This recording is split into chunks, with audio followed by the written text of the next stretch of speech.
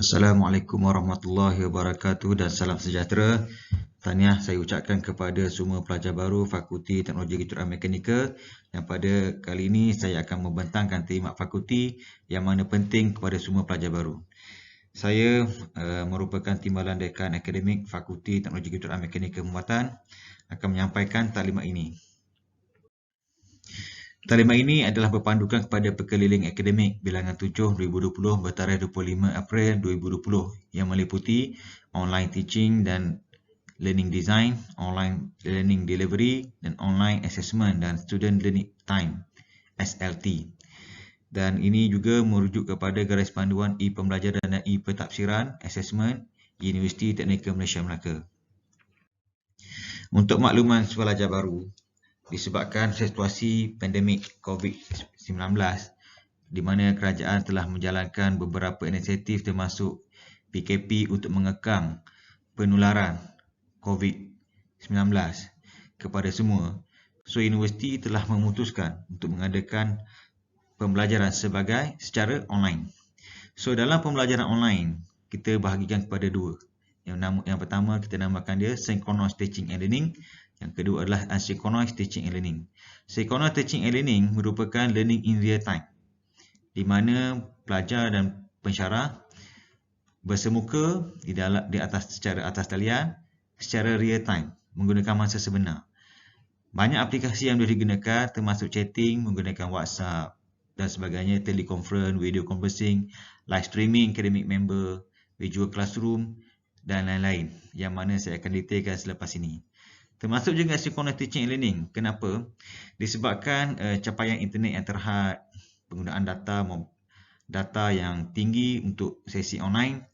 So, kita juga menghadkan sesi synchronous teaching and learning dan kita juga menitik berat atau memilih asynchronous teaching and learning supaya pelajar mempunyai masa sendiri untuk melihat atau mendengar atau mengadakan sesi kuliah. Sesi asynchronous teaching and learning, pelajar tidak mempunyai masa khusus, yang mana pelajar bebas untuk melihat atau membaca nota atau merujuk nota yang telah dimuat naik dalam sistem U-Learn. Untuk info tambahan, pelajar boleh rujuk kepada http://phcp.utm.edu.my/e-learning di mana banyak info-info terkini seperti manual ditunjukkan dalam web tersebut. Seterusnya, di sini saya nak menunjukkan beberapa contoh synchronous teaching tool yang mana untuk sesi bersemuka secara online di UTM kita gunakan Cisco Webex. Okey, di mana tuan-tuan atau pelajar dikehendaki untuk menginstall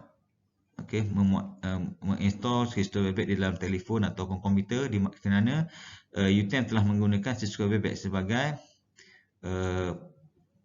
synchronous teaching tool yang utama. Tetapi tidak terhad kepada Cisco Webex, ada juga pensyarah menggunakan Microsoft Teams, Skype, Zoom, Google Meet dan sebagainya, yang mana bagi saya mempunyai win-win situation dengan pelajar. Sekiranya pelajar kebanyakan pelajar atau semua pelajar dapat akses Zoom contohnya, kami di fakulti menggalakkan Zoom sebagai platform. Walaupun begitu, Cisco Webex masih lagi menjadi pilihan universiti. Ini adalah berikut adalah asynchronous teaching tool yang melibatkan PowerPoint, Screencast-Matic, Loom dan banyak lagi, yang mana rakaman dibuat terlebih dahulu dan pelajar boleh rujuk rakaman yang telah dibuat menerusi U-Learn ataupun YouTube. Berikut adalah pelaksanaan terkini perancangan aktiviti secara online dan face-to-face seperti yang dilakukan oleh fakulti. Untuk makluman, sekiranya tiada perubahan, fakulti telah memilih beberapa kursus untuk dijadikan sepenuhnya online dan sebahagian kursus dikehendaki dijalankan sebagai face to face. Walau bagaimanapun, kelulusan ini tertakluk kepada situasi semasa COVID-19 dan perkeliling terkini universiti. So, sehingga kini pelajar terutamanya daripada Sabah ataupun di zon merah tidak dibenarkan hadir ke universiti, dan ini merumitkan untuk sesi face to face. Oleh yang demikian, pelajar perlu keep in touch dengan pensyarah dan terutamanya dengan penasihat akademik untuk mengetahui senario semasa. Dan sehingga kini, bermula 12 Oktober atau sebagai minggu pertama kuliah dan minggu ketiga, fakulti menetapkan tiada sesi amali semasa minggu tersebut. Dan selepas minggu ketiga, penyelaras kursus akan maklumkan sekiranya ada perubahan atau tiada perubahan. Sekiranya tiada perubahan, kita dan universiti atau Kementerian Pengajian Tinggi membenarkan pelajar untuk pulang ke asrama atau ke universiti masing-masing. So, kita akan meneruskan sesi bersemuka, especially untuk makmal.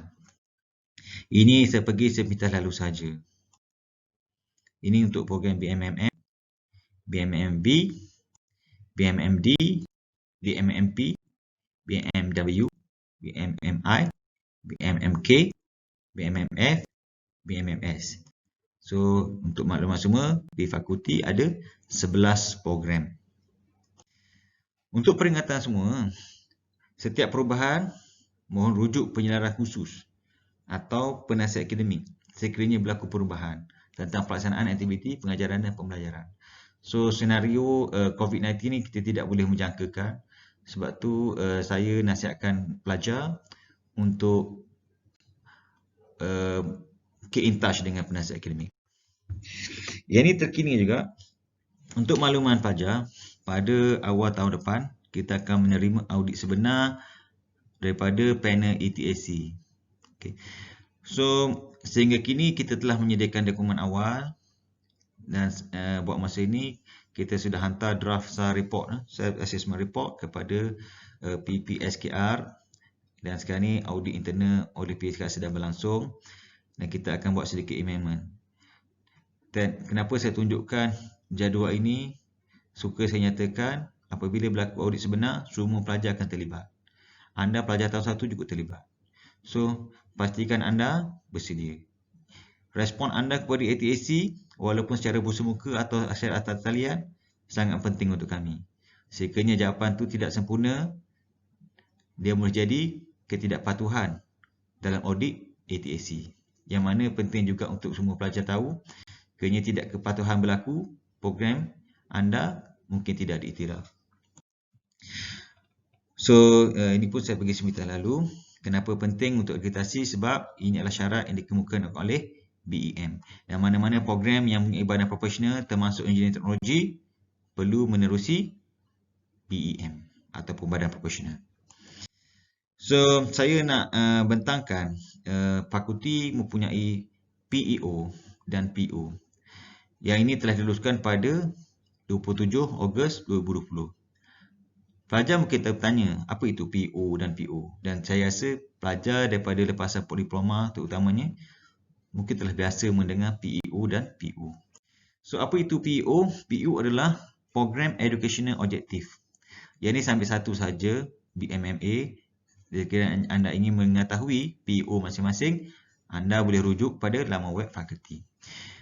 So, yang pertama adalah to produce, after 3 to 5 years of graduation, graduate who are able to practice the knowledge in mechanical engineering technology, specifically on automotive technology.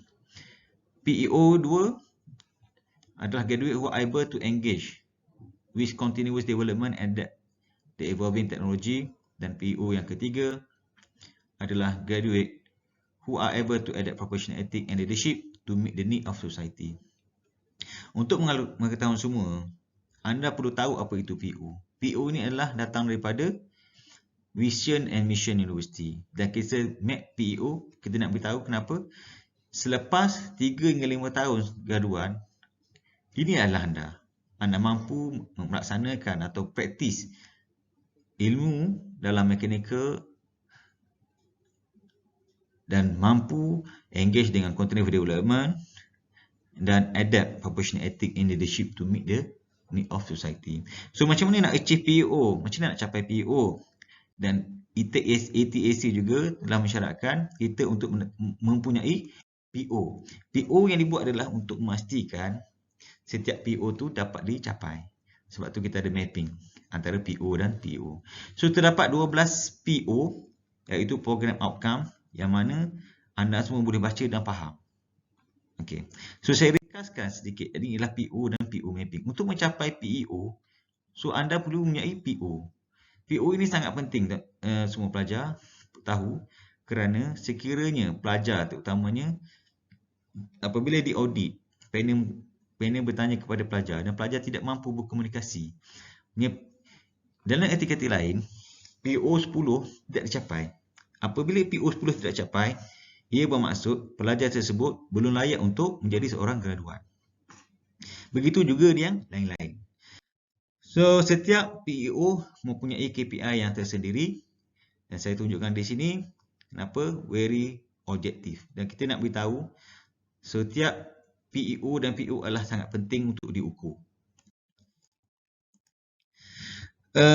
Setelah ada PEO dan kita ada PO, kita ada juga learning outcome.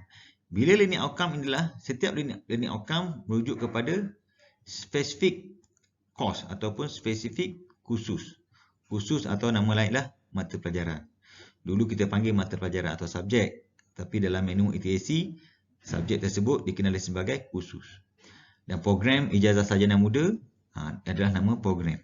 Okay. So learning outcome mestilah dibuat secara constructive alignment. Constructive alignment merujuk kepada learning outcome, assessment dan teaching and learning activity yang selaras. Apa yang maksudkan dengan selaras? Anda punya learning outcome, anda mesti tahu ada access. Dan anda tahu teaching and learning itu merujuk kepada learning outcome dan assessment yang telah dibuat. Dan ketiga-tiga ini ialah mesti berkait. Dan ini kita memastikan semua pensyarah memenuhi constructive alignment ini supaya pelajar dapat mencapai PO atau PEO yang telah kita tetapkan. Okay, untuk pengetahuan semua, untuk sesi pertemuan, kita ada 14 minggu. 15 minggu. Biasanya 15 minggu. 1 minggu termasuk midterm break.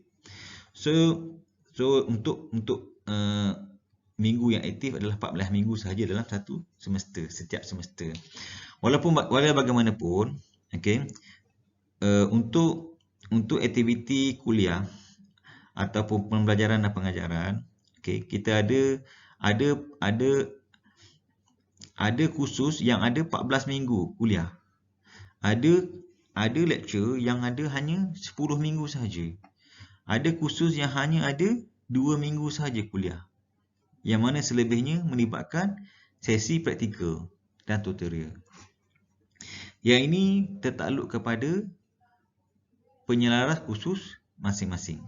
Sebab tu sekali lagi saya beritahu, pastikan anda mahir menggunakan ULearn, mahir menggunakan SMP dan mahir untuk bertanya kepada penyelaras khusus.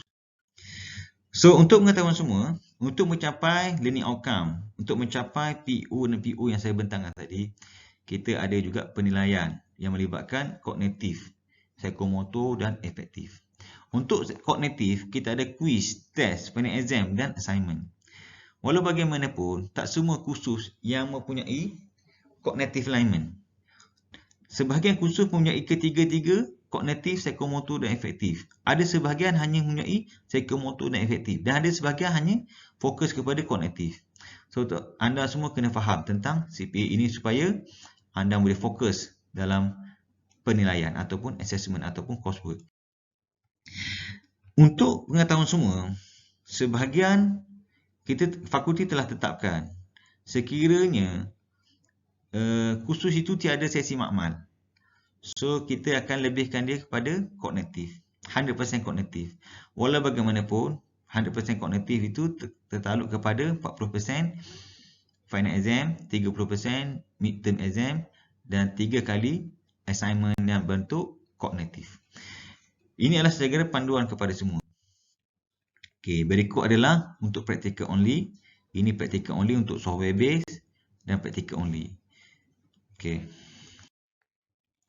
Ini adalah infografik pelaksanaan aktiviti pengajaran dan pembelajaran PMP FTKMP. Seperti yang saya bertangkan tadi, saya selalu sebut you learn. Dan you learn ini sangat penting dalam sesi e-learning. Kenapa? Ia adalah e-learning portal untuk semua. Pensyarah, pelajar menggunakan you learn untuk komunikasi. Pensyarah dan pelajar menggunakan you learn untuk buat assessment. Pensyarah dan pelajar juga menggunakan you learn untuk menghantar dan memberi tugasan. So sekiranya tiada pemakluman terkini ataupun arahan terkini tentang PKP ataupun PKPB atau lain-lain, yang mana sehingga kini kita mendapat tahu universiti hanya benarkan pembelajaran secara online sahaja. Walaupun secara online, kita akan ada juga blended learning, di mana banyak aktiviti yang kita jalankan untuk memastikan pelajar mempunyai kreativiti yang tersendiri untuk menjawab soalan ataupun memenuhi kehendak tugasan yang diberikan. Sekiranya universiti membenarkan sesi face to face atau bersemuka, kita akan menjalankan sesi tersebut kerana sebahagian daripada khusus memerlukan penggunaan peralatan di makmal. Sekiranya peralatan makmal digunakan, SOP perlu dipatuhi. Okey. Dan untuk makluman, sekiranya pelajar dibenarkan hadir ke Universiti Teknikal Malaysia Melaka atau UTM, kita akan adakan final exam atau peperiksaan akhir di Dewan Chancellor atau di mana-mana tempat yang telah ditetapkan untuk final exam. Tapi sekiranya situasi COVID-19 tidak menyebelahi kita terpaksa menggunakan final exam secara online.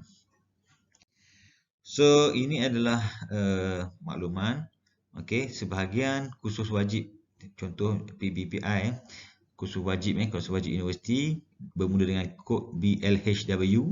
Itu adalah kod kursus wajib universiti, dilaksanakan secara online sepenuhnya.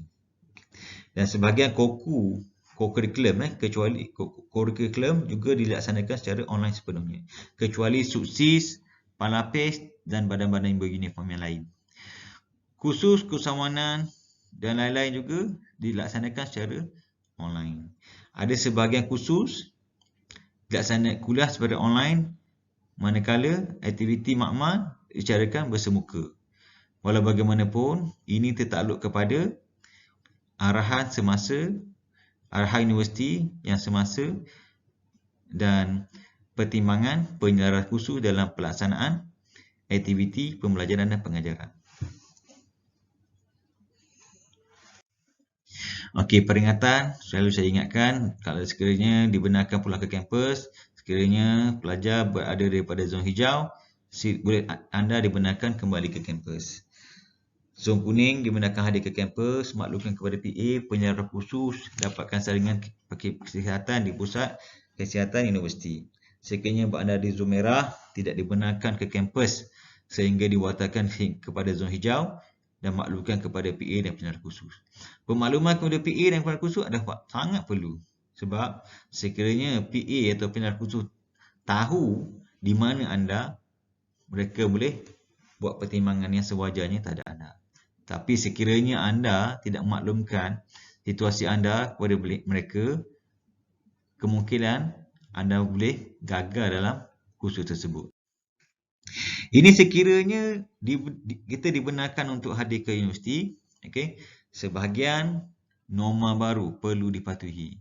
Dipastikan untuk membawa safety Google sendiri ke sesi makmal. Sekiranya anda tidak membawa safety Google, pihak fakulti turut menjual safety Google. Dan anda juga dipastikan untuk memakai topeng muka dan disarankan membawa hand sanitizer sendiri. Pelajar mesti turut mematuhi arahan yang dikeluarkan oleh Kementerian Kesihatan Malaysia dari masa ke semasa. Okey, begitulah norma baru. Ini sekiranya anda dibenarkan hadir ke UTM. Pastikan pelajar sentiasa memakai topeng muka sepanjang aktiviti makmal, kuliah atau tutorial bersemuka. Pastikan pelajar membawa Google sendiri untuk aktiviti di makmal permesionan. Sekiranya tiada, kita tak benarkan. anda masuk ke makmal tersebut. Tidak berkongsi alat tulis atau peralatan. Pastikan penjarakan sosial. Pastikan pelajar mengetahui arahan khusus di makmal. Pastikan pelajar masuk dan keluar pada pintu yang ditetapkan. So, saya akhiri taklimat saya kali ini dengan satu kata hikmah. Ilmu yang lebih baik daripada harta. Ilmu menjaga engkau dan engkau menjaga harta. Ilmu itu penghukum, iaitu hakim, dan harta terhukum. So, saya sudahi dengan ucapan terima kasih. Assalamualaikum warahmatullahi wabarakatuh.